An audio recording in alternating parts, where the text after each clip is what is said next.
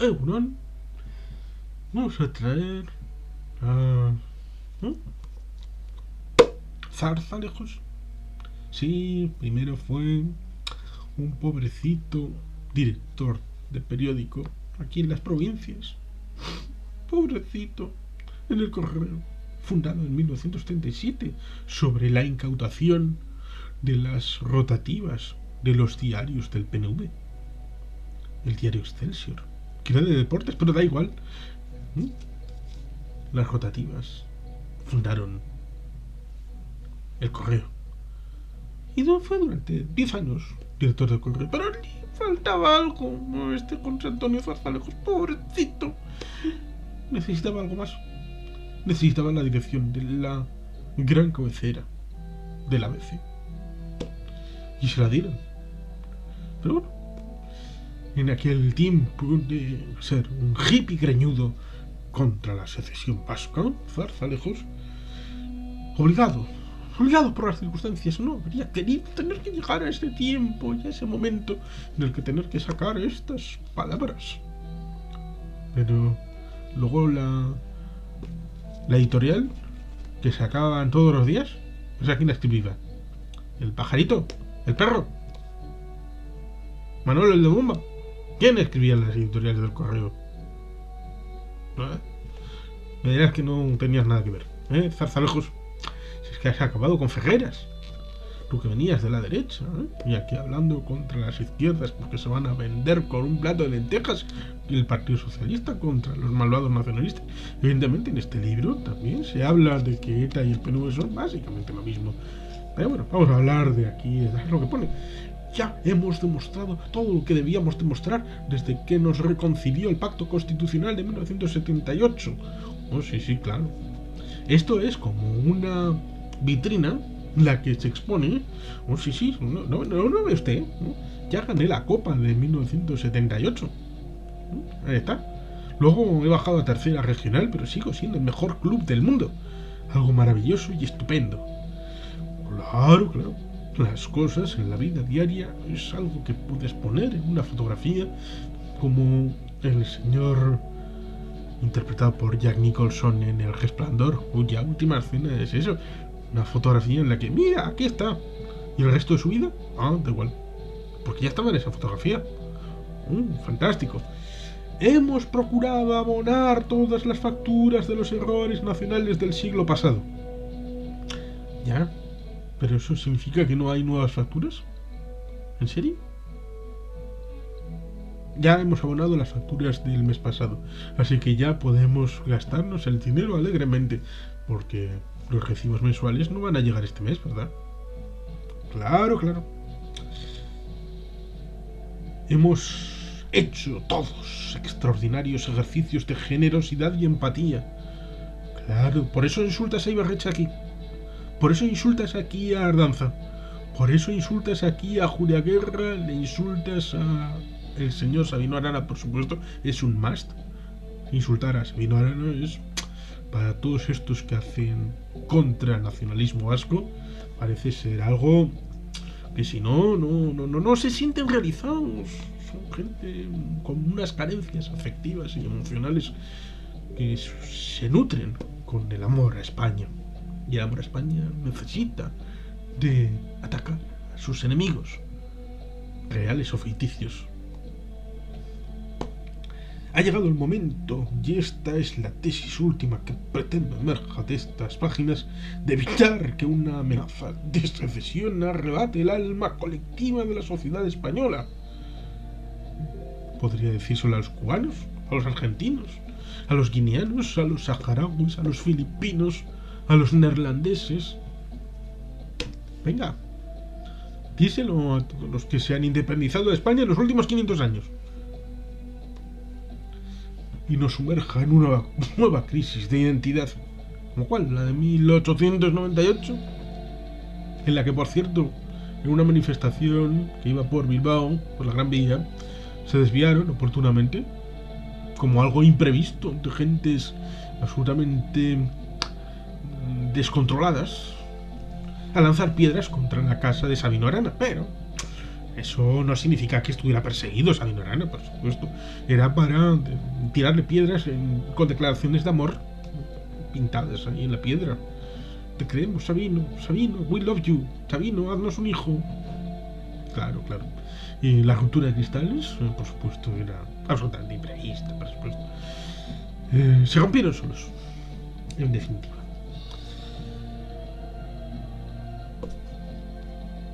Cuando se ocultan las causas, se ocultan los detalles, se oculta lo importante y lo concupisciente ocupa su lugar, cuando se habla en etéreo, como por cierto también se hablaba en este libro, de etéreo, de cosas así por las nubes, del derecho a decidir de los vascos, qué es un vasco, qué es un español, porque la identidad nos han hurtado, hemos hecho grandes ejercicios de empatía y de cariño y nos han traicionado. Es que este espíritu, nosotros, mira que esta gente que son muy malos, fíjate que nosotros hemos querido integrarles, pero es que, como escribe que, pues, que ya la disposición adicional primera de la Constitución, demasiado generoso fuimos, se habían pasado, teníamos que haber sido más ahí diciendo las cosas, porque esta gente que se ha creído España es eterna, para siempre. Claro. Y por eso continúa diciendo, en este momento de la historia no nos toca ceder ni un ápice más. Ni un ápice más. Habiendo por unanimidad en el Parlamento Vasco 2 informes en los años 90 que decían que había decenas y decenas de competencias no transferidas. ¿En serio? No ceder ni un ápice más. ¿Se imaginan que vayan al supermercado y compren 2,5 kilos de jamón serrano y no vean el jamón serrano hasta dentro de 10 años y de 100 en 100 gramos? ¿En serio? ¿Eso es cumplir? Habiendo pagado desde el primer momento los 2,5 kilos a tocateja. ¿En serio? Y no tenemos que ceder más. Te inventan el ingreso mínimo vital y te dicen, no, ya lo transferiremos más adelante, tal vez para un cuarto de hora. Pues sí, la información necesaria para la aplicación del ingreso mínimo vital es parte de una competencia exclusiva que está transferida a mí y desde el año 2009 y no desde el año 1979, que es de donde es el estatuto. 30 años esperando una competencia que estaba dentro del marco estatutario. ¿Y la del 2008 respecto a investigación y desarrollo? ¿Los trenes? ¿La competencia de ferrocarriles que todavía está negociándose?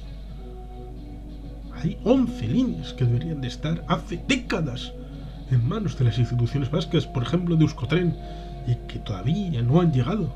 Eso sí, les gustaría más el modelo catalán, porque el autor habla de que, ya no recuerdo si es este autor o este autor, porque casi me mezclan las tonterías, porque este empezó en el Partido Socialista y acabó casi como candidato del Partido Popular en 1995 a la alcaldía de Bilbao, y este empezó en la derecha sociológica y ahora ha estado con Ferreras, que hace programas de izquierdas y no le corta un pelo a nadie para decir que hace tertulias de izquierdas y comprometidas con la izquierda.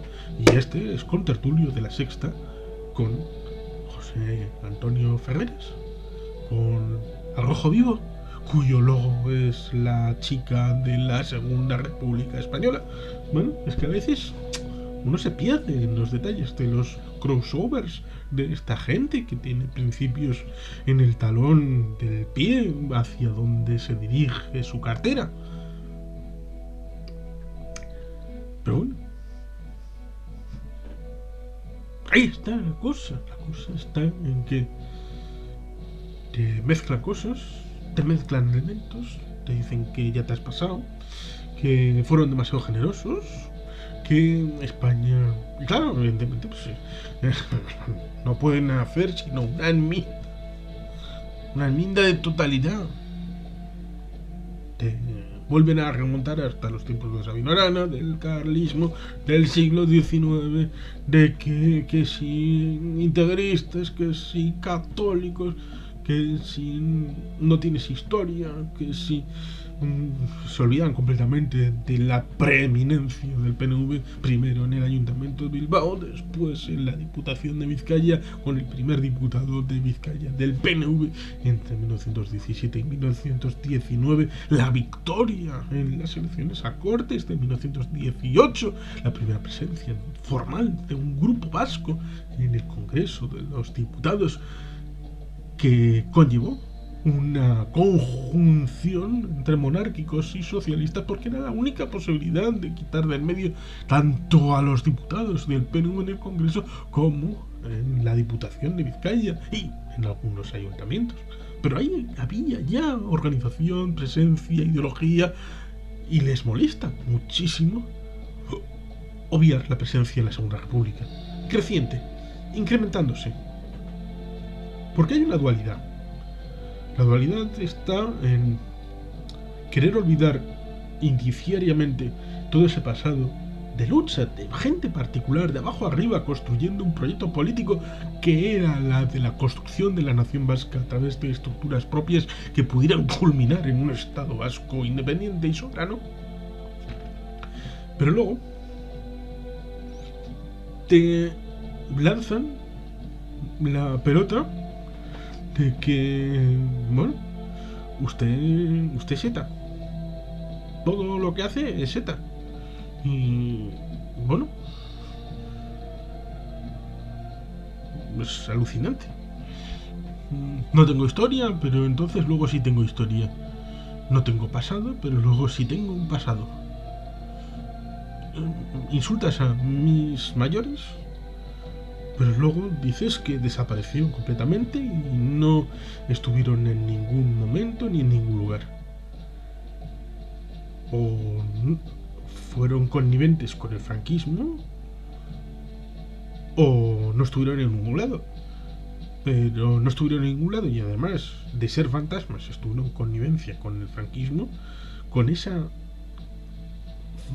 cosas hechas que va soltando.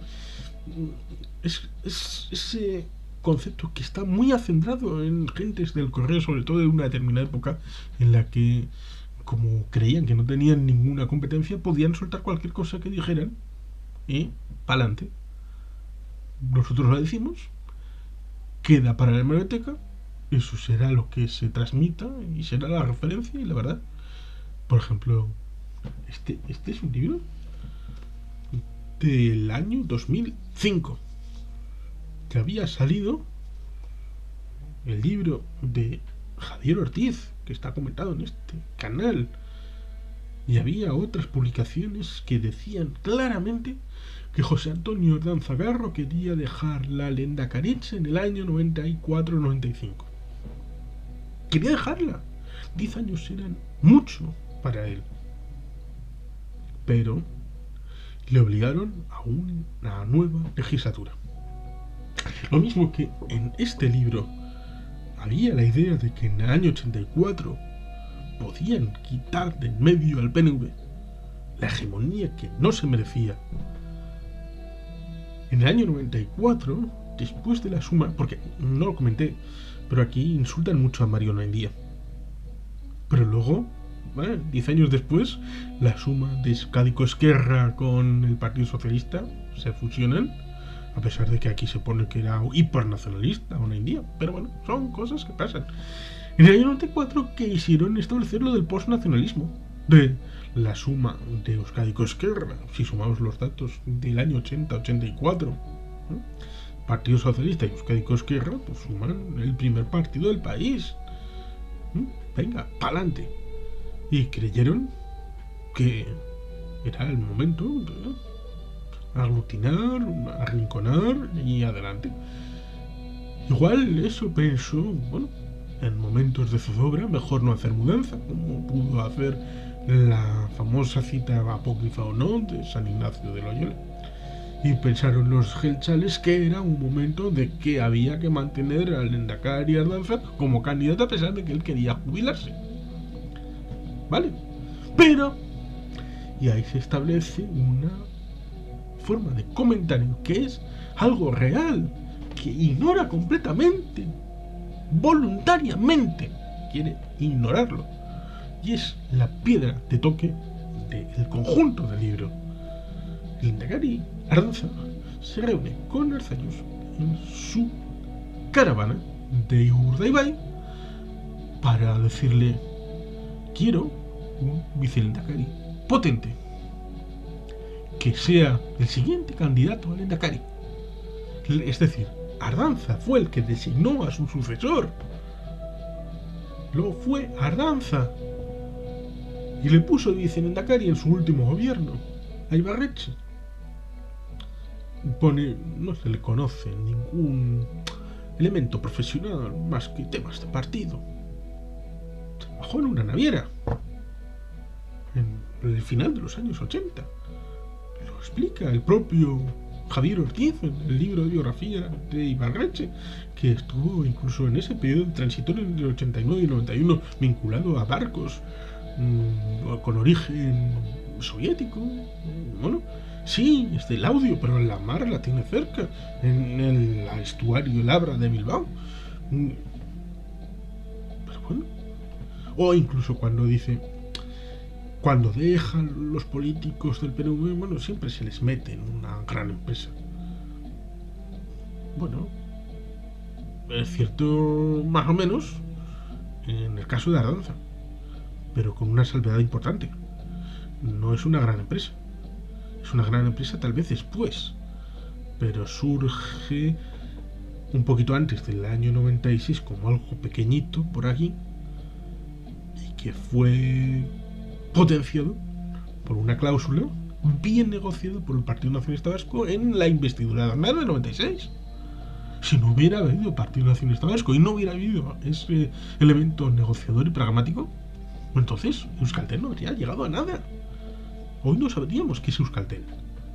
Y quizá ahora conozcamos Euskaltel por el ciclismo, pero fuera de Euskadi, ¿quién conoce Euskaltel? Una empresa de telecomunicaciones. Por lo tanto, un puesto en una gran empresa, cuidado. Ibarretxe ha ido a la academia, se sacó su doctorado y ha montado un centro de investigación que se llama Agirre Lehendakari Center, para tener contacto con otras universidades de fuera, de Estados Unidos, del resto de América, de Japón. Bueno, mucho tirar la piedra, esconder la mano y decir que, bueno, es que se la ha tirado el mismo. Cuidado, cuidado. Contar tonterías, muchas. Dejar. A Julián Guerra quería votar que sí a la Constitución. ¿Por qué? ¿En base a qué? ¿Dijo alguien que quería la Constitución, que le molaba tanto que no veía el día de votar a favor? Cierto es que se aprovechan de que murió en el agosto de 1978 y que no dejó memorias. Nunca quiso. Nunca es horror, porque los demás están tratando de construir la memoria sobre su cadáver. Como este, Zarzalejos. Dice: contra la secesión vasca. Así en etéreo. Porque el nacionalismo vasco es malísimo. No había ninguna razón para la actualización del autogobierno. Es curioso porque aquí dicen: sin ETA, el PNV sería un puyolismo más. Hay que mirarse en el espejo de los catalanes y del nacionalismo catalán, que es bien, todo bien, maravilloso. En 2005 la bestia era el PNV y ETA, que eran lo mismo para el PNV y ETA lo mismo. Con lo cual querían hacer un ataque global porque no querían acabar con ETA. Esta gente no quería acabar con ETA, quería acabar con ETA como paso previo para la destrucción completa y global del nacionalismo vasco. Derrotar y humillar a ETA era un paso para la destrucción completa de un partido nacionalista vasco que les molestaba, les sobraba y les sigue mostrando y sobrando. Esa es parte de la clave. Por eso meten en batiburrillo meten a la corona, meten el Estado, la unicidad, una interpretación muy subgéneris de la Constitución española y de que ir con una envolvente sobre determinadas leyes es ir contra la Constitución. ¿Dónde está el problema si el desarrollo constitucional respecto al Poder Judicial es anticonstitucional y el propio constitucional nombrado por los partidos políticos dio cobertura a esa forma de interpretarlo? Si el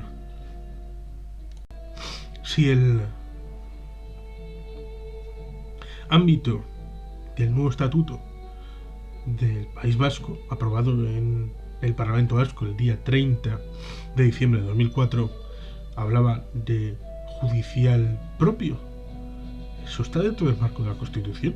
Solamente hay que tener una negociación sobre el tema y su implementación.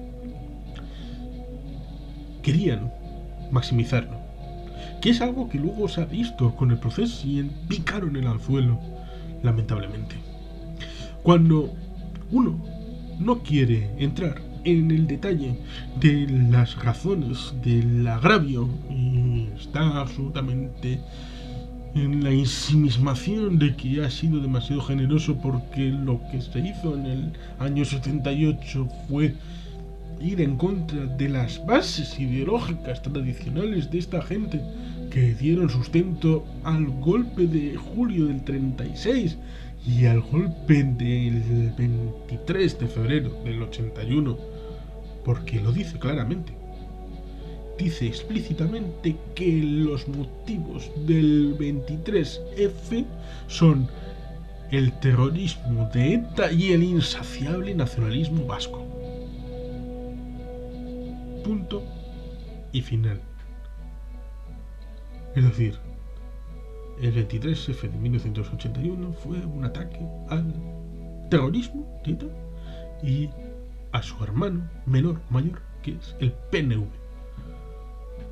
Esa es la gasolina que dio el golpe de Estado. Gasolina que también, evidentemente, daría gasolina al golpe del 18 de julio del 36. Hasta tal punto de que en el junio del 37, cuando las tropas franquistas entran en Bilbao, las declara provincias traidoras al golpe de Estado, lo cual es un honor, una honra, que Vizcaya y Guipúzcoa sean distinguidas como traidoras a un régimen dictatorial fundado en un golpe de Estado, y les quitan el concierto arbitrariamente. Un concierto que había renovado Calvo Sotelo, mártir del 36, en el año 1925, y que la República pasó por el Congreso como ratificación. Simplemente la votación para ratificar un acuerdo que no había sido votado por nadie en el año 25. Y esta gente, le importa una mierda las leyes. Lo importante es España. ¿Qué es la democracia?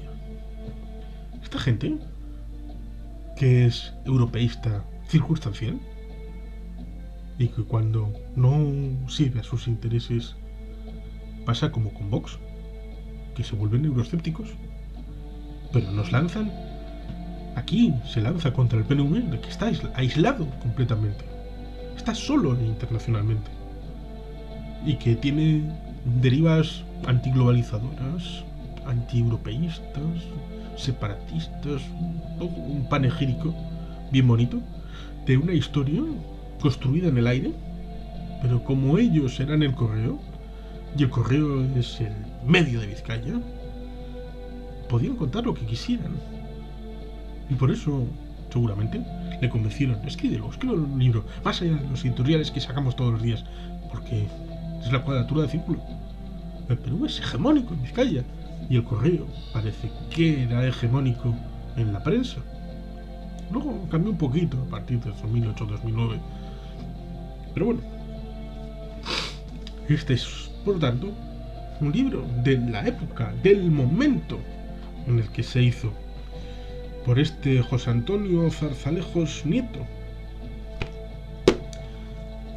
responsable de prensa, la derecha mediática, cultural, política, que ha acabado con Ferreras. Porque recordemos lo que dijo Federico Jiménez de los Santos, gurú de la derecha en estos años de 2005, de Ferreras. Federico Jiménez de los Santos recordó que como director de informativos de la SER el día 11 de marzo, el 12 de marzo y el 13 de marzo del 2004, la SER fue la que recogió la historia de los supuestos pañales de los terroristas suicidas en Atocha. Con ese zarzalejos, este zarzalejos ha acabado hoy, es decir, 2020, 2021, 2022, ha acabado hoy, 16 años después de esto, con ese Ferreras que se inventó aparentemente historias para justificar una versión que acabó siendo la real, pero con aderezos, ataques de la derecha mediática desde COPE de 2004 contra Ferreras, la SER, de que se inventaban noticias para justificar la versión que eran Al-Qaeda y los islamistas contra la versión de que era ETA, que favorecía el relato del gobierno hasta el punto de que José María Aznar llamó a George Bush, llamó a los medios de comunicación, incluso impuso un relato en la condena de Naciones Unidas, insólito, en el Consejo de Seguridad de las Naciones Unidas, condenando a ETA por un acto terrorista que no cometió, como el 11 de marzo de 2004. Pues se ve que tiene tanta palabra, zarzalejos, que va con Ferreras de la mano en La Sexta, cada cual con lo suyo. La coherencia hay que trabajársela, no hoy, durante un tiempo. Así que cada cual que se mire dentro de 5, 10, 15, 20 años cuál ha sido la trayectoria hacia el pasado. Aquí tratan de insultar a Ibarreche, a Ardanza, a Julio Guerra, a Sabino Arana, a Vicente Arzayus, completamente, y decir cosas de nuestra historia que no fueron, respecto a que el pacto de Ajuria Enea fue una invención de alguien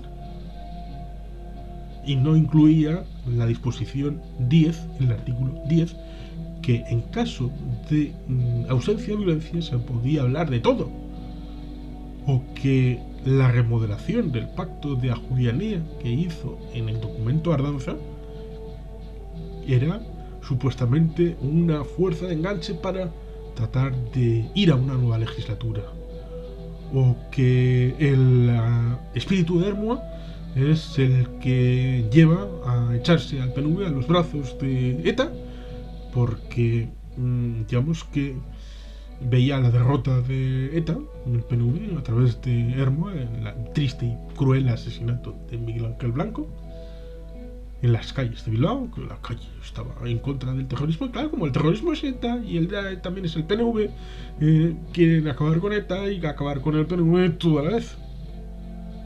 Y pensaron, no, estos se han acabado en marchar por la gatera con el pacto de Lizarra, olvidando que la secuencia, y esto se ha contado muchas veces, la secuencia es: ha habido intentos de pactar y esto está contado, pactar por la paz, en el sentido de hacer acuerdos por la paz, en todos los gobiernos, Suárez, González, Aznar.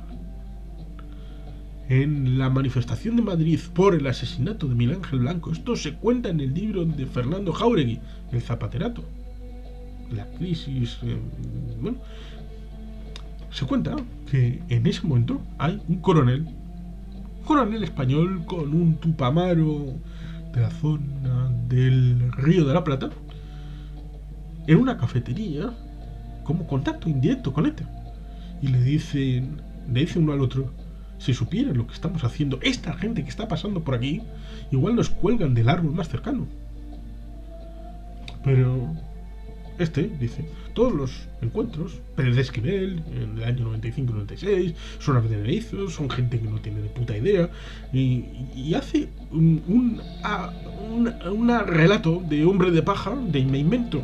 La realidad es esta. Con lo cual, en vez de ser esta, que es esta de aquí, voy a hablarte esta de aquí, y voy a atacar a esta como si fuera la realidad. Gran idea, fantástico. Porque la única verdad es la expuesta en el libro. Verdades tan maravillosas como que el nuevo estatuto es derivado del pacto de Lizarra. Es decir, el nuevo estatuto es única y exclusivamente hijo de ETA. Y no de una larga derivada de una comisión de autogobierno que venía derivado del informe Zubia de 1993, luego las fichas que le hizo el propio Vicente Endacari y Barreche en el año 95, ambos procesos aprobados por unanimidad por el Parlamento Vasco, y un modelo para comparecencias entre el año 2001-2002 en el Parlamento Vasco, con lo que se llama hearings, con una comisión parlamentaria para tratar de escuchar a un montón de gente, para hablar del estado del autogobierno, y después de eso poder ver las cosas que había que mejorar en un proyecto de estatuto, el del año 79, que cambió la circunstancia en el año 86 con la integración de las Españas en la Unión Europea, y luego Maastricht en el año 93, y los diversos tratados que se van actualizando, y la relación con el mundo, la globalización. Eso también necesitas nuevas actualizaciones en las herramientas de autogobierno. Le pasa a cualquier país. Miren las formas de actualización de la Constitución en Francia, en Alemania, en Italia, en el Reino Unido. No tienen ningún problema. O por ejemplo, cuando se habla de que no, es que los vascos quieren hacer referéndums cada más tiempo. ¿Qué pasa? Pasa que si se establece el sistema actual derivado de una ley de referéndum 1980, que es una retroactividad para el referéndum en Jaén y Almería, que fue absolutamente inconstitucional, pero quisieron hacer una chapuza para poder meter a Jaén y Almería, sobre todo a Almería, porque había un lema que decía: el que no sea de Andalucía, que se vaya a Almería. El referéndum del 28 de febrero del año 1980, que a ver qué diría el Tribunal Constitucional si tuviera que meterse en el asunto aquel de Jaén y Almería. A ver qué sentencia decía y con qué argumentos. Eso nunca se va a ver de manera seria y comprobada. La cosa alucinante es que si un municipio quiere cambiar su planeamiento urbano, su orden municipal de planeamiento urbano, y quiere consultar un cambio puntual a su ciudadanía, esa consulta la debe aprobar el Consejo de Ministros. ¿En qué país pasa eso? ¿En qué país una consulta ciudadana urbana de un municipio, uno de los 8.000 municipios que hay en el Estado español, para poder hacerlo, para consultar qué quieren hacer con su planeamiento urbano, deba de ser sometido a votación en el Consejo de Ministros y sancionado por Su Majestad el Rey? ¿No ven? Hay un problema gordísimo de calidad democrática, de necesidad de más instrumentos para poder tener una mejor convivencia en ese país llamado España. Bueno, pues nada. Ellos tienen razón, los demás no. Y todos aquellos que en momentos de debilidad, porque claro, el nacionalismo vasco en el año 1898 lo que tendría que haber hecho es plegar velas y sumarse a la corriente de contrición por la pérdida de Cuba, Filipinas y Puerto Rico. Y en otros momentos tendría que haber hecho dejación de sus funciones para engrandecer a España. No, que tengan principios me la sopla, que tengan unas ideas me importa un carajo. Por eso les molesta muchísimo, porque ellos, esta gente, zarzalejos, pero también este señor de aquí, querían que se actualizara el ideario del nacionalismo vasco, porque el anterior no les gusta. No les basta con que ellos no sean del nacionalismo vasco, que no sean del PNV. Quieren que el PNV abandone sus principios y abandone sus ideas. Por eso quieren que lo actualice. Pero, como pasa con la foralidad previamente, que les molesta que haya un sistema distinto dentro de las Españas, otro sistema jurídico-político equipotencial al que tenían en Castilla, igual de democrático. Pongamos, igual de democrático, porque el derecho del voto federal es una democracia del siglo XVI, XVII, XVIII. No es la democracia del siglo XXI. Cierto, pero era un modelo de la época y que debía de modificarse dentro de las instituciones de la foralidad del señorío de Vizcaya. Otro no puede venir desde fuera a decir, bueno, usted tiene un sistema que no es homologable a la mañana del futuro, al futuro del mañana. Da igual el orden. Es como cuando Putin le dice a Ucrania, no, muchos nazis, veo muchos nazis en tu gobierno, en tu parlamento, mucho Azov, mucho por aquí, con lo cual me arrogo yo el derecho a ti, Estado independiente hace más de 30 años, a decirte lo que tienes que hacer, y como no lo vas a hacer, lo hago yo en tu lugar. ¿Qué demonios es eso? Qué repulsivo y repugnante. Si alguien tiene que actualizar y modificar las instituciones y las leyes del fuero, se hace dentro de las instituciones y las leyes del fuero, modificándose por los responsables, que son en última instancia la población y sus representantes del señorío de Vizcaya en este caso, o del PNV, actualizando la doctrina política que buenamente se pudieron dar desde 1895 en adelante. Pero no, quieren hacerlo desde fuera, y como no pueden, están cabreados y están molestos. Eso pasaba en el año 84 con este señor de aquí, y eso pasaba en el año 94 cuando Jáuregui, Chiqui Venegas, el señor Mario Naindía, para descanse, se pegaron una hostia morcotuda en las elecciones vascas del año 94, y pasó después de 2004 con gente como Zarzalejos. Recordemos la noche del 13 de mayo de 2001, cuando estaban desde Antena 3, desde Televisión Española, desde el Guggenheim, pensando en la Euskadi del mañana, con la idea de un arrasamiento electoral en el que iban a ganar de calle al PNV, y cuando se empezaron a conocer ya resultados definitivos, es bueno recordar lo que hicieron. Cortaron la puta señal, pusieron películas, y aquí pa' después gloria, y decir después al día siguiente Aznar, la sociedad vasca no está madura. No está madura.